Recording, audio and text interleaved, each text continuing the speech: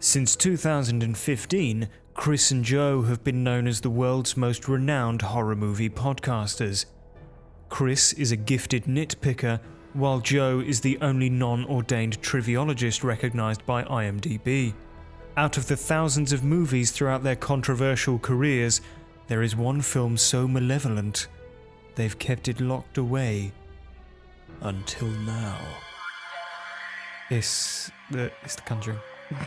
Yeah. That's the film.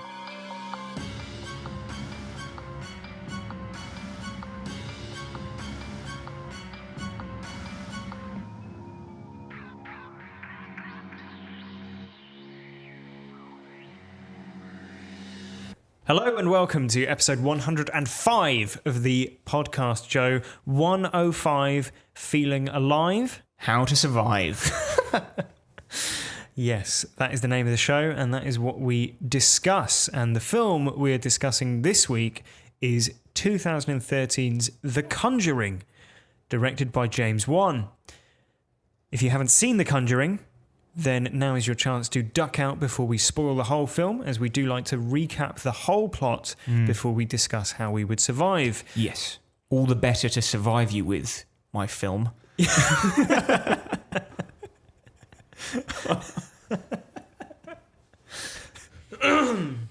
Yeah. It's The Conjuring. Spoilers ahead as we recap the plot. Yeah. You're corpsing worse than the movie's characters. I'm gonna keep all that in. Right, it's 9:18. We're headed down into the cellar where the door's just opened on its own. Give us a sign that you want to communicate with us.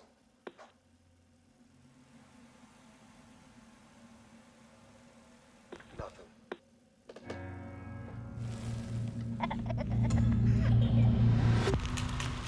What are you guys? Well, we've been called ghost hunters, paranormal researchers. But we prefer to be known simply as Ed and Lorraine Warren.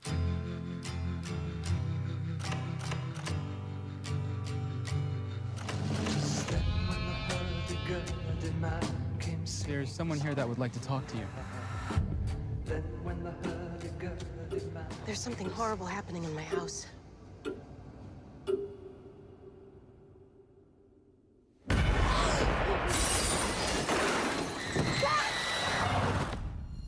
Ed and Lorraine Warren are demonologists. What? Rubbish.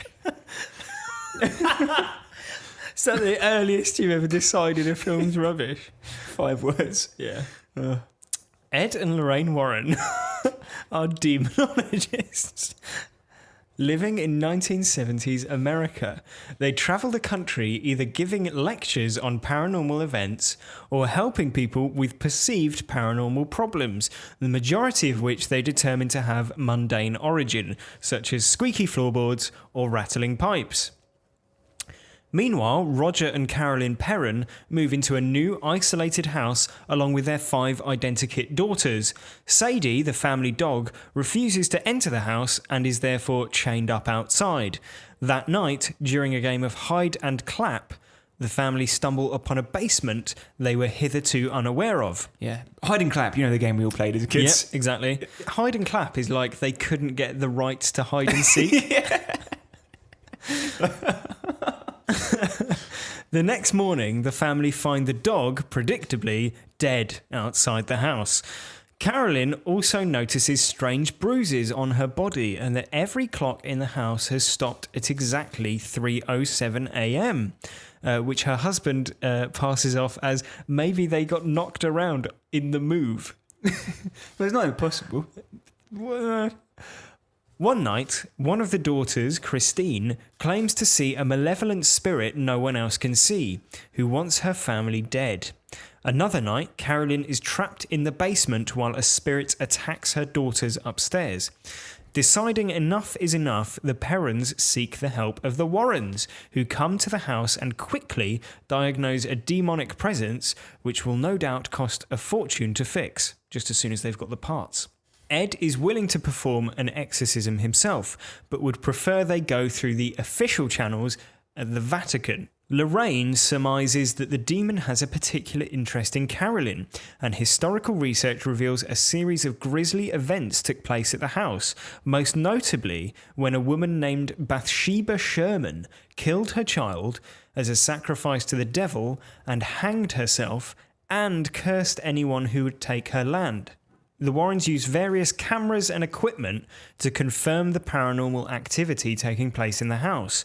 Everything plays out as expected. Lorraine sees some spooky ghosts, and it's revealed that for ages, Bathsheba has been possessing women and getting them to do nasty things in the house.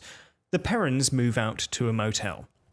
But Joe, the spirit of Bathsheba gets riled up by the Warrens' investigations and attacks the Warrens' daughter at their home, where they also keep possessed or cursed objects revealed by their investigations. Though Bathsheba teams up with the haunted doll Annabelle, the Warrens arrive back just in time to save their daughter. That scene is rendered essentially redundant to the rest of the film. Yeah. While the Warrens... It's meant to set up a sequel, isn't it, I suppose? Well, yeah, we'll sort of come to that, yeah. While the Warrens are distracted, a now fully possessed Carolyn takes two of her daughters to the house to murder them. The Warrens and Perrons race to the house to save them, and following a protracted and not very scary battle for Carolyn's soul, they succeed in exorcising Bathsheba's presence from the house forever. Yeah, running around the garden, doing some push-ups, some burpees. Little go on the rowing machine, a swim in the lake, and it was well exercised after that. Episode 105 of the How to Survive podcast. Thanks for tuning in. So that was The Conjuring. Joe, had you seen it before? No. What did you think? I was with it for about half of the film. Right. And then when it was like... I think you could probably it's pinpoint... Bathsheba. Yeah, it's like you could pinpoint the minute. Because the Patrick Bateman's character and Vera Farmiga's character, who are called Ed and Lorraine, they're like... More like Ed and Mundane. Yes, correct. But they are like really, really like deadly serious. Yeah. And it's like...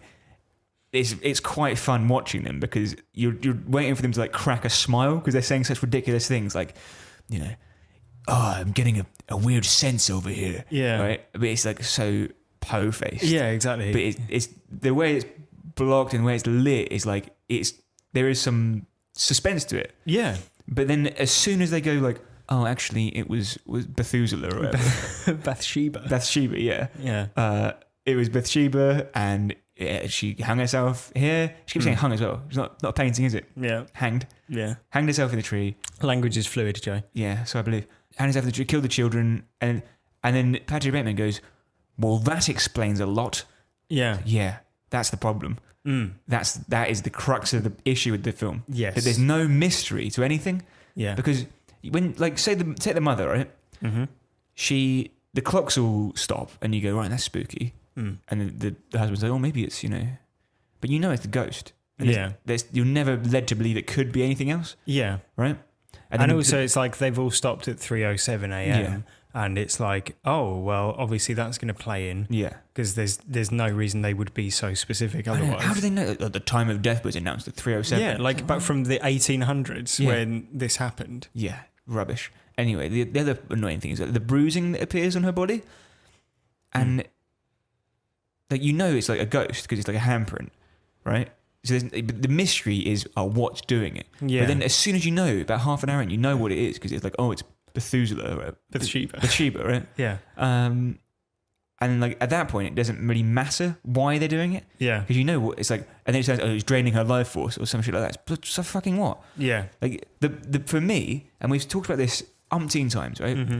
In movies, in horror movies, ambiguity is the thing that makes it scary. Yes. You take a movie like The Witch, for example, where I'm not going to spoil the end of The Witch, so I'm not going to say what happens either way. But that is a film that revolves around the idea of, is there a witch or is it all in their heads? And that is very, very scary because it's like man's inhumanity to man is scarier. Mental health issues are potentially scarier than ghosts. Yeah, or the Babadook as well is another good example. Exactly. There's ambiguity. Whereas in this, it's like unequivocally, no, it's definitely a monster. And that isn't scary to me.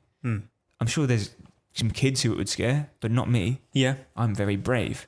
But I mean, like when the what are they called, the Warrens? When the Warrens first come into the house, Yeah. like, and she touches her arm, and you see the flashback where she's like, she's had a connection to this person. Whereas it could have almost been more powerful if she'd just gone, oh, I bet that was a nice day at the beach.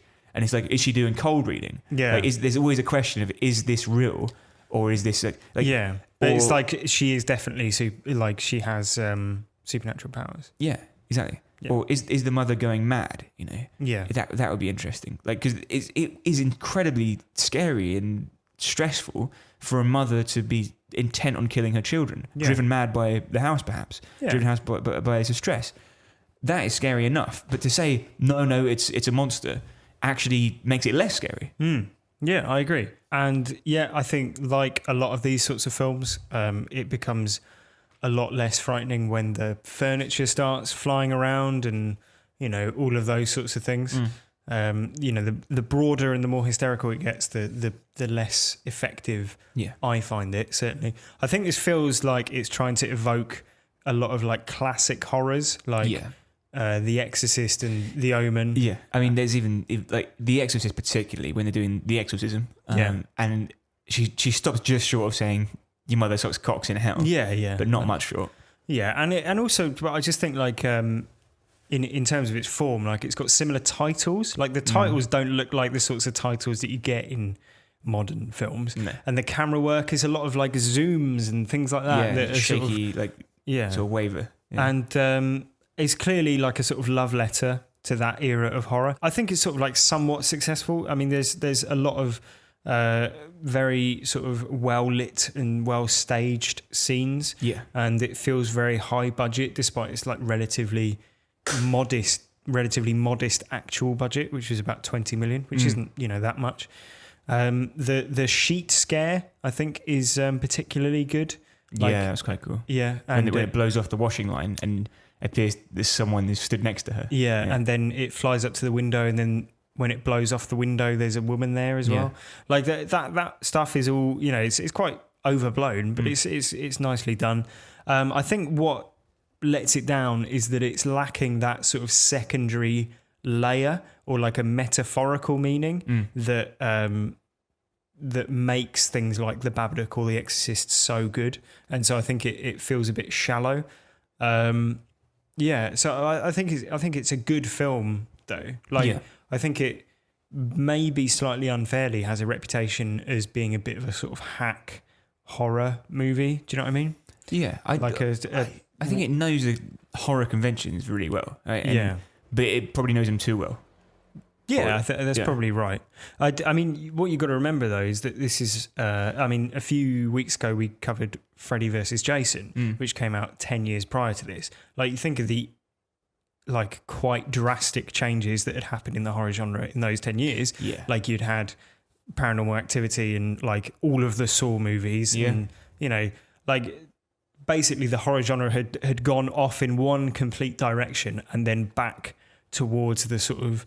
spookiness. Yeah. And this is like, I think, the first really high budget, Hollywood attempt at one of those spooky films. Although, actually, that said, Insidious came out before this. Yeah. And that was another film directed by James Wan, who he is like in terms of like popular horror, he is a master of it. Not necessarily in terms of its craft or making like particularly high quality films, but in terms of knowing like how to set up a franchise that's going to find an audience. I don't think there's anyone like him. Maybe there's never been anyone like him. So James Wan... Steven Spielberg? Well, for horror though. Did you say horror? Yeah. I thought you meant general. No. In that case, you're right. He directed Saw, right, which had 7 sequels. Okay. He directed Insidious, which had 3 sequels, like one of which is still yet to come out. Same with Saw, I think. He directed The Conjuring, which has had 2 sequels and 3 franchise offshoots so far. Yeah. So Annabelle, which itself has a sequel planned. Or it's just coming out, actually, I think. Yeah, I think so, this year. The Nun and The Crooked Man. Right, I remember the Crooked Man. And those are all sort of minor monsters in the Conjuring franchise. Right. And then on top of that, he directed Fast and Furious 7, and he's going to direct Aquaman. Wow. Like, what? The man's a genius in terms of like a popular filmmaker. Yeah. There's probably not someone who's been so prolific in terms of like generating. Does he get residuals? Oh, you should hope so. I'd imagine he must do. Like, especially on things like Saw, when they just churned out sequels. He wasn't really directly involved in any of the sequels either. No. So he's maintained artistic distance. Like, but still achieved all those. Presumably made a huge amount of money. Impressive stuff. Yeah. The point I'd make next though is one about steaks in movies, right? Right. Delicious. Yes, I love a good steak. Now, the problem, one of my most common complaints when I watch a movie is that the stakes were low, right? And that means you don't care about what's happening on screen. Yeah. You don't care about any peril that the characters might be in. A bit mild peril never goes. Like, I mean, Jurassic Park last week, none of the characters are really going to die, but actually some do, right? Some minor characters die, so you know what threat you're dealing with. Yeah. Now, the problem with Conjuring, nobody dies. Nobody dies. Nobody comes to any real harm. Yeah. All of the deaths have occurred hundreds of years ago. Yeah, even like the bad thing that happens to Lorraine happens like before the events of the film. Exactly, yeah. Which you sort of don't really see. It's told anyway. to you, the hand. opposite of show don't tell. You're literally told it, which is rubbish. There's loads of opportunities for them to like commit real harm to a character. Like one of the kids could, it's bad taste to hurt a child in a movie. But if it's a horror movie, it would be horror if something bad happened to them. Even if they came back at the end and it's like, oh, they got him back. If you think that someone's died because of the monster, you're going to take it a lot more seriously. Yeah. All we really see it do is knock some paintings over and make some funny faces. I'm not exaggerating. That is the worst of it. Yeah. Well, it does possess a woman and try and compel her to kill her children, though. But she doesn't kill the children. Yeah, I know.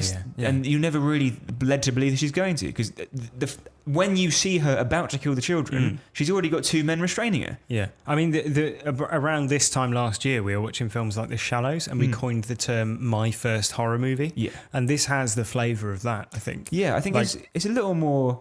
Maybe my second horror movie. Yeah, maybe, I suppose. It's it would be a very scary first horror movie. Yeah. But it's nevertheless, it is still a sort of, like you say, the stakes.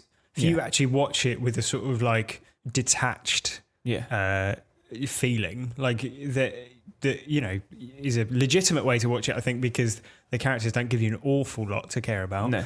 Like it's one of those sort of situational things where it's like, it would be bad for children to die. It would be sad if a family was broken apart. Yeah, but equally, it would be a more compelling film. Yeah. But I agree, yeah. But that is sort of, it tries to marry those quite scary moments with... It's almost like I was thinking, in a horror movie, you expect to think, I hope nobody gets hurt, right? Yeah. I hope she doesn't kill the children. I was thinking, I hope she does, so that I fucking feel something watching this film. Right. The one scene that really I was like, now's the time they could show their hand and really be like set a tone for this film, is when the monster Babadook or whatever it's called, Babudiga, has the chair upside down. Yeah. And I was like, just drop it on her head, break her neck. That would be a really good twist. Yeah. But instead, what happens is this like bizarre. It like falls on its back and and she's fine and gets up. Yeah. And it's like, what the fuck are you? Yeah, it's a bit soft, isn't it? Soft around the edges. Yeah. It's like it pulls its punches. Yeah. Yeah, I think that's a fair assessment. And what's going on with the birds? They're just hitting the windows, aren't they? Because like a lot of it at the beginning is like, oh, the dog's dead. That's spooky. Oh, the clocks have stopped. Oh, that's spooky. The birds flying into the building. Yeah, that's spooky. But then you have like loads of stuff, like the music box, the little boy that's spooky. That appears. That's also spooky. The other woman who appears. Spooky. Like I get that it's sort of like Bathsheba has made people do awful things in this house, and then it's like all of those things are appearing, but they don't really keep turning up after a certain point in the film. Do you know what I mean? Yeah. After a certain point, it's just Bathsheba. It would be interesting if like Bathsheba is like a poltergeist haunting them. It makes all these crazy things happen. Yeah. Which is not like it doesn't have to be like they stopped at 3:07 because she died at 3:07. If it's just like that's just a way to fuck them up. Like that fucks with them. And the birds flying through the windows, that's never explained. Yeah. But because that's the only thing that isn't explained, it's more confusing. Yeah. I see what you mean. Yeah. But Joe, what you're forgetting is that this is all based on a true story. Obviously. Maybe that's why. Yeah. Maybe that's so because you can't question it because it's based on a true it's story. fact. Yeah. Yeah. But one thing that I thought would be a fun way to spend a few minutes. Yeah, go on. Is the is my brand new, based on a true story, higher or lower truth percentage quiz. That's catchy. Yeah, or Bont Hole TPQ. Okay. Even catchier. Yeah. So basically, there's a. Do you know the website Information is Beautiful? I know it. Yeah. So there's a. I've got the books as well. Very good. There's a thing they did where they did scene for scene breakdowns of the validity of based on a true story Hollywood films from the last few years. Okay. And breaking it down by scene allowed them to get a percentage of accuracy. Okay, cool. So each of these following films has a percentage of to which it is truthful. Great. When it says based on a true story. And so starting at 50%, higher or lower in percentage of truth, The King's Speech. I think that is probably Hollywoodized, but largely based on like anecdotes that actually happened. I would say 70. 73.4%. The comment said, some nips and tucks of historical record, but mostly accurate. Basically what I said. Yeah. Number 2, 12 Years a Slave, higher or lower than 73%. Now this is based on a book. Yeah. Solomon Northrop. Yeah. Now I would say, on the basis that it's based on a book, and the Queen strikes me as someone who would want to tell quite a real story. Because there's not many scenes in this film. They're quite drawn out, I think, as I recall. Some years since I've seen it. But I would say 12 years? Yeah. 90% probably. 88.1%. Yeah. So that's 2 out of 2 so far. There's some dramatic license taken, but it's faithful to the mostly reliable memoir of Solomon Northrop. Next one, The Imitation Game. Right. Now I think this is going to be something like a biopic, right? Where you've got the general idea of someone, and you've got their Wikipedia page, and you build the rest around it. Right. So, like, for instance, like him finding out that his school friend died. Right. I say friend. Yeah. His love interest, I think. Yeah. That's probably based on like that really happened. Right. But whether that was, I mean, how much are they treating that as real? You know? Yeah. Well, I think it's pretty. It has to be fully accurate to be considered true. Verified by an independent source kind of thing. Sort of. Yeah. All right, you can go through this scene by scene on their website, which is quite interesting. Okay. Well, I'm going to go with a 60 for this. So you're going lower than 90? Yeah. It is lower than 90. You've scuppered yourself slightly by suggesting a percentage because it's 41%. Wow. So you did get it right. It is lower.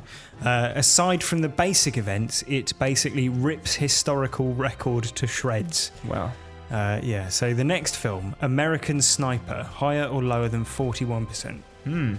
Chris Kyle, it's quite a divisive film. I know you've got some interesting opinions on it. Maybe we'll do a podcast on it one day. It won't be the least bit inappropriate. No. I think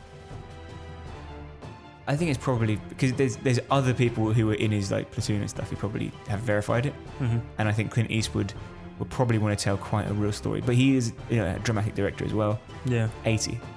That's higher. Yeah. It's actually 56%. Right. So most events did happen, but Kyle's involvement was often exaggerated.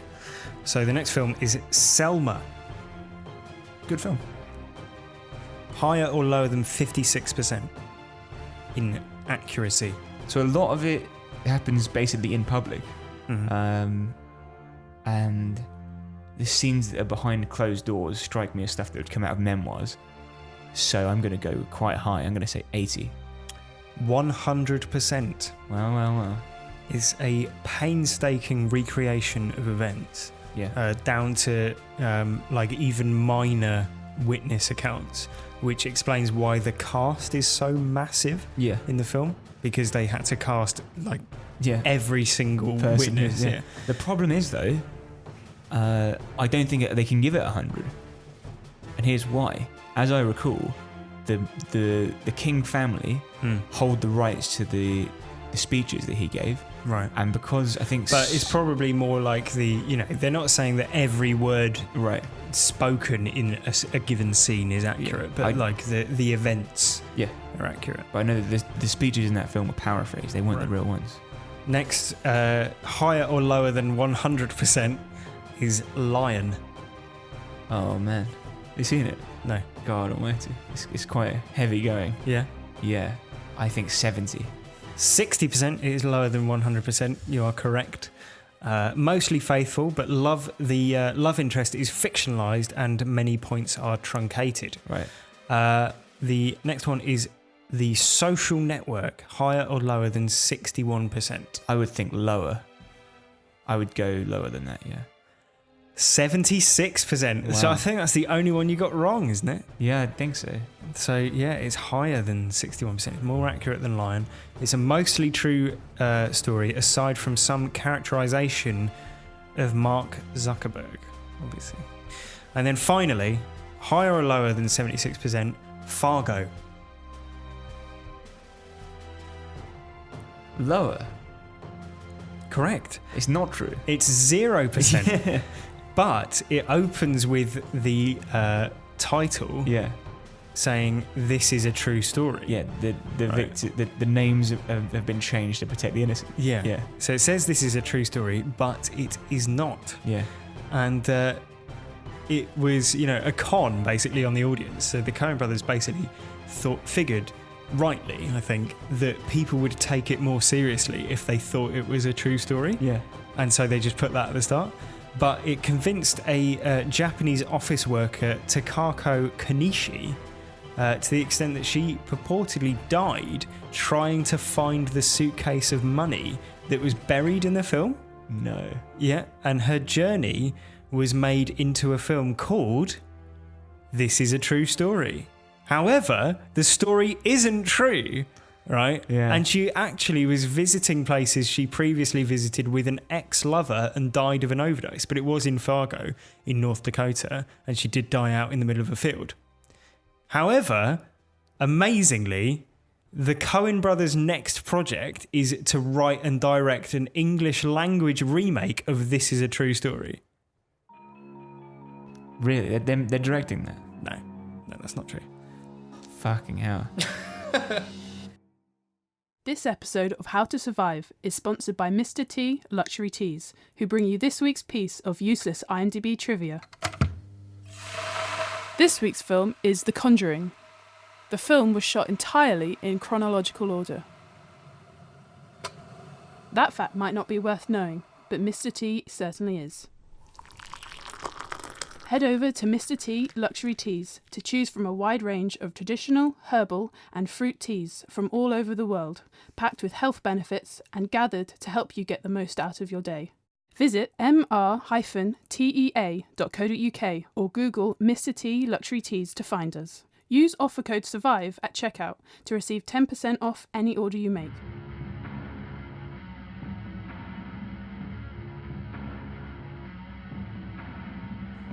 So, Joe, it's that time of the show where we discuss what do we know, and the thing or person or spirit or vengeful demonic presence about which we need to know in this film is, of course, Bathsheba Sherman. Right. It doesn't roll off her tongue, does it? No, I believe it's a biblical...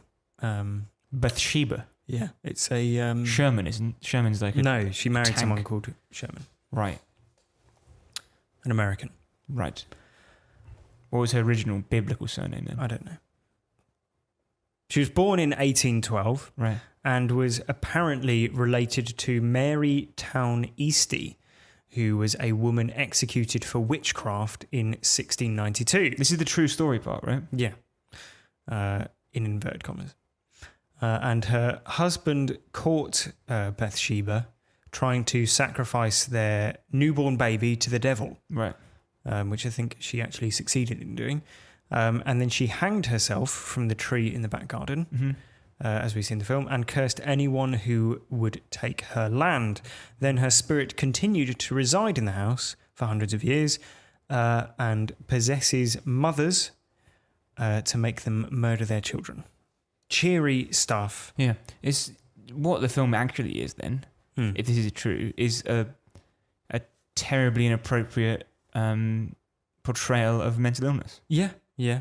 I mean, well, no, because clearly demons exist. Right, yeah. Sorry, I'd forgotten. Yeah. I forgot you were a demonologist. Idiot. Yeah. Yeah. So, with all that said, Joe, how on earth would you survive? The first idea is call the police. Right. Right? So... Yeah, the police are sort of absent. Yeah. But no, the police do come in the end with the guy helping them is police, isn't he? Yeah, the sort of, The nominated hired muscle. person. Yeah. Yeah. It's naff. But so it's like, so in the morning, it's like 3 a.m. or whatever, and then she hears a clap and she says, "Oh, right, go to bed, kids. It's past your bedtime." Yeah. I should fucking hope so at 3 a.m. Anyway. 3:07 to Well, be precise. Well, it's not actually because she goes downstairs when the clock's... Right. Anyway, all the things fall off the wall and there's obviously someone in the house who isn't the children because she can hear the clapping, she can hear footsteps, whatever. Yeah. And she goes, "Who's there?" And she goes down to the basement and gets overcome by like the monster. Mm-hmm. Fucking call the police. Don't go in the basement. Just ring the police. There's someone. Yeah. There is someone in my house. My husband's away. Send help. Yeah. They're not going to... They're going to take that seriously. She actually doesn't go in the basement, though, does she? Yeah, she does. She goes right down there. No, and no, it gets no. trapped What there. happens is she opens the door and there's noises coming from downstairs and she shouts down that she's going to, like, call the police or, whatever. I can hear you. Yeah. And then she turns to go back into the hallway and the door slams in her face. Right. Which knocks her down into the basement. Right. Okay. Okay, but still. But yeah, I take your point that I mean I wouldn't, and I'm a you're a big muscle man. exactly yeah. I'm a veritable hulking brute. Yeah. I mean, like you look a lot like Bane in Tom Hardy's Bane. And I sound a bit like his. They'll expect one of us in the cross side, brother. Perhaps he's questioning why you'd punch a woman before throwing her into the basement. Perhaps he's questioning why you'd clap behind a woman before pushing her down the stairs. Anyway. Perhaps he's questioning why you would lift a woman's chair up and then not break her neck. All good points.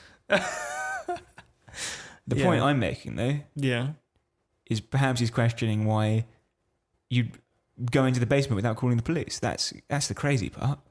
Yeah. The police would come. Like I said, I wouldn't do that. Yeah. So that's idea one. Any problems with that theory? Do you think? I mean, at what point is she fully possessed? It's sort of when she starts sicking up black liquid, isn't it? I guess so. That's quite a way on in the film. This is just when she's being spooked by the spooks. Yeah, spooked by the spooks. You don't want to be spooked by any spooks, Joe. Yeah, no, I know what you mean. I just wonder whether the influence is already, being enacted on her by that point. Well, so you think she's clearly in control though, because she's like, "Oh, who's down there?" No, you're right. Yeah, but then I suppose they are able to manifest physically in the world, aren't they? Because everyone later sees Bathsheba. Yeah. But then that's Carolyn possessed, isn't it?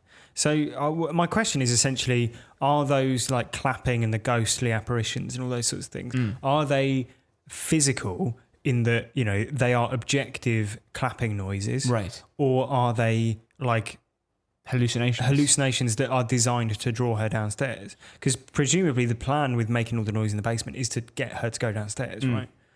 Because they wouldn't do that if they thought that she would call the police, because that would be counterproductive. Yeah. Well, I guess maybe they're trying to get her downstairs so that they can attack the children. Right. But who are they? Yeah, well, this is it. This is what we're talking about. Yeah. There's like the boy and the... Because it's the boy that claps behind her head. Right. And you can clearly see it's like a little boy's hands. So he's in cahoots with Bathsheba. Yeah, but I presume that he's like a sort of remnant of like a previous Bathsheba victim. So is it like he's in cahoots, or he's just like a tragic sort of echoing thing of what happened before? So that would mean that the game of hide and clap has been played in that house for hundreds of years. Yeah. And I've never even heard of hide and clap. You've never heard of hide and clap, registered trademark? Wow. Yeah. What a film. What a great game. There's the point at which they have sort of confirmed, they're satisfied that the house is possessed or haunted or whatever. Yeah. And Ed and Lorraine go to a library for sort of 30 minutes and they're like, oh, here's the entire potted history of what happened in the house. Yeah. I mean, just do that before you buy a house. Maybe about the house you're going to buy. Yeah, but I mean, if you were buying a house, I don't think you go to the library and look up the hauntings of that place. Listen, Joe, I'm very aware of demonology. No, I know what you mean. Yeah. And they're sort of agnostic anyway, aren't they? They're not like particularly religious people. So I guess it is a question of whether or not they would bother. It's not something that, But here's a question. Why don't Ed and Lorraine Warren, I can't imagine that they're snowed under with work. No. Why don't they offer a service where that's like part of buying a new house?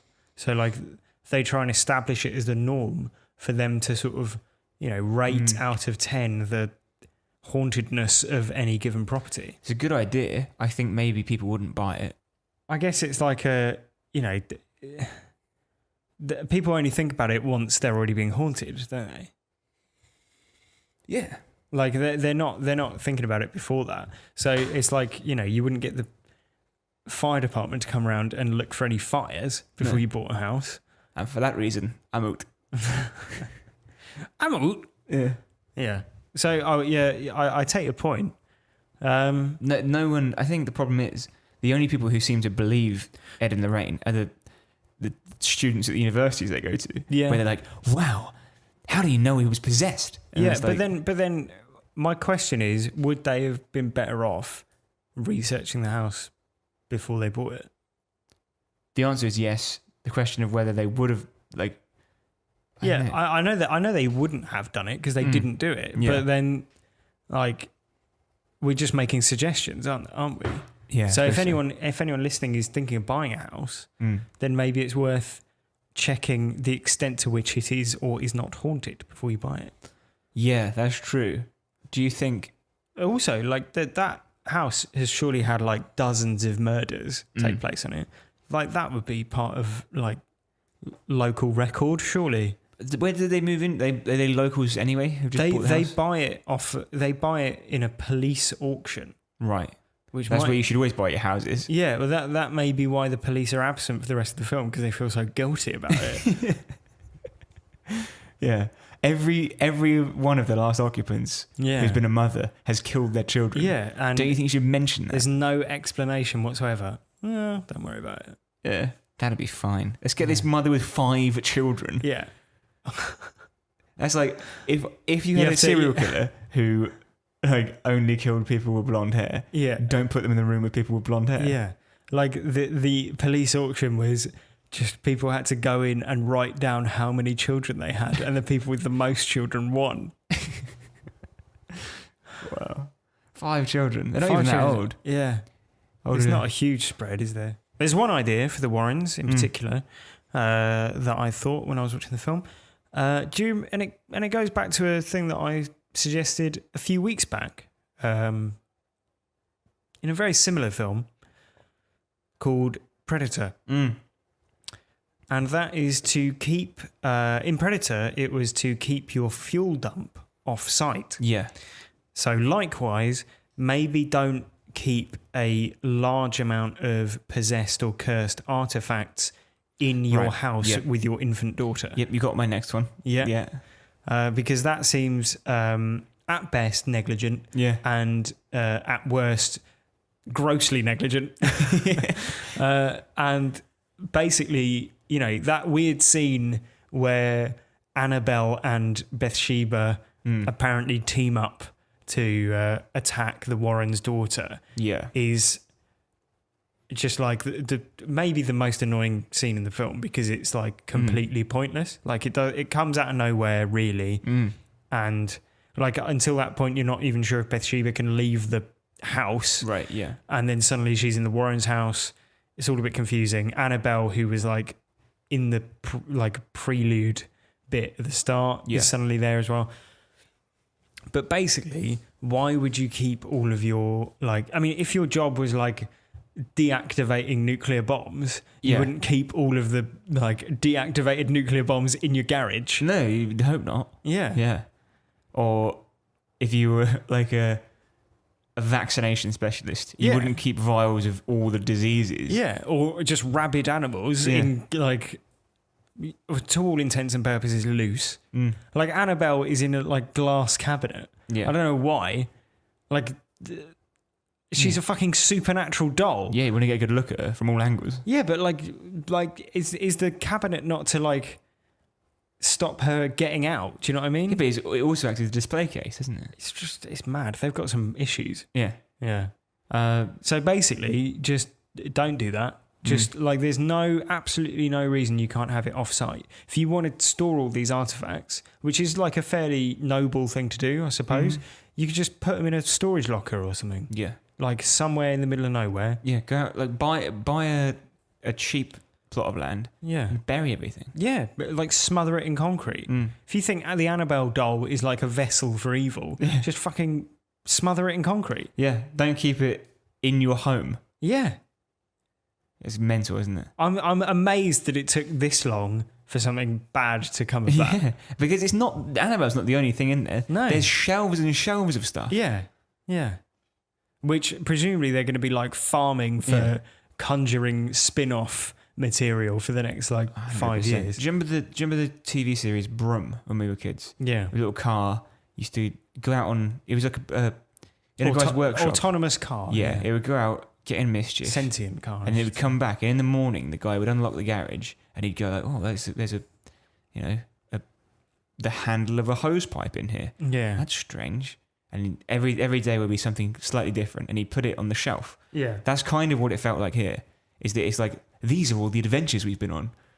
Yeah, that's exactly what it is, isn't it? It's like souvenirs from their adventures. adventures. It's a scrapbook. Yeah. But it's like, they're souvenirs from like, oh, Lorraine, do you remember that time that that woman murdered her entire family and we had to exercise her? That was brilliant, wasn't it? They'll run around the park. A few pull-ups. It doesn't get old, does it? No. Well done. Is that it? You got any more? I do have one. It's good. Huh? Is it good? I can't remember it now. Oh yeah, right.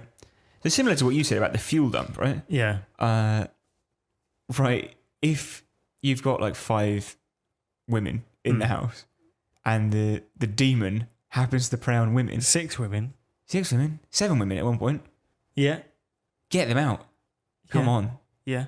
Be sensible. They do that, and she still gets possessed though. She does. The 5 kids don't need to be there watching it all unfold. Yeah, that's true. No, but as in like she kidnaps 2 of them and drags it to the house anyway. So here's my thesis. Right. And this is what they should have done at the beginning. Old Lorraine, she can see the demon and she can see it attached to people. Yeah. And she's like, well, it's on you, mate. Yeah. On, what's her name? Carolyn. It's on Carolyn. It's all over her. Not on the kids. Let's get the kids to safety. Yeah. They can stay at my house, which is no hauntings because there's no possessed ornaments in there. Why would there be? Yeah. Just stay in the motel. Yeah. One of them's old enough to look after the kids, or we can put the sheriff deputy there, or whatever. Yeah. We'll keep them safe. And we'll sort this out. Yeah. We don't need 5 vulnerable witnesses in the house at all times. They don't need to see their mum, like, you know, possessed and frothing and all that, do they? No, they don't. Doesn't do them any good. No. They'll be turning that to a therapist one day. Yeah, they will. Yeah. Or clairvoyant. Mm-hmm. That's what the film doesn't She's take good, into isn't account. she? Hmm? Clairvoyant. She's very good. Yeah. Looking for the movie made about her. Yeah. Yeah. It'd be good. Maybe there's a movie in this, right, where someone called clairvoyant isn't clairvoyant and everyone just thinks they are. And then it turns out that they are. What a film. Thanks very much for listening. Mm-hmm. Next week is another sort of occult horror movie. Mm-hmm. And that is Rosemary's Baby. The second oldest film we've ever covered, 1968. Yeah. Roman Polanski's Rosemary's Baby. Yeah. Starring Mia Farrow. Yes. And so look forward to that next week.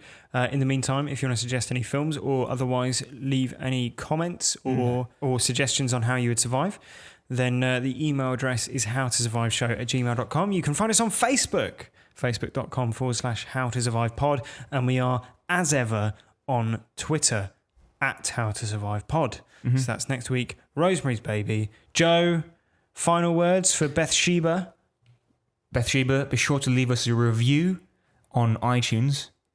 We only accept 5 stars. And I know demons often deal in 1 stars. That's the sort of thing a demon would do, right? Leave a 1 to 3 star, maybe 4-star review. A good Christian person would leave a 5-star review. Yeah. And you know what will happen if we don't?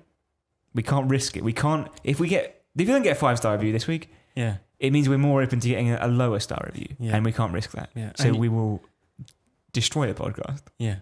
And you know what we'll have to say if anyone leaves a 1-star review? I condemn you to hell!